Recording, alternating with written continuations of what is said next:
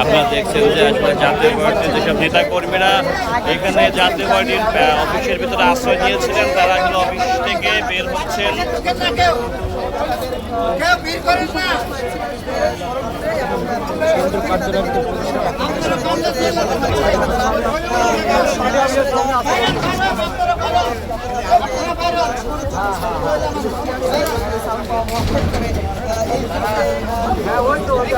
প্রশাসন যেহেতু সাথে পাশে রমনা দাদা, আমরা তো কিছু আছে, এটা তো আমরা বাইরে কোনো মাঠে প্রোগ্রাম করছি না, পার্টি অফিসে আমরা একটা কর্মী সভা। এটি তো মেইন সড়ক, সেই সড়কের উপরে যেহেতু আপনার প্রোগ্রাম করতে, সেই হিসেবে তাদেরকে আগে জানানো।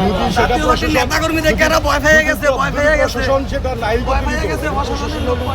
আমরা নাই দিলাম, তাহলে আমাদের চেয়ার কেন রাস্তায় বিছাইতে দিল, কেন আমাদের সমবেত হতে দিল, তারা প্রথমে আমাদের না করে দিতে পারতো।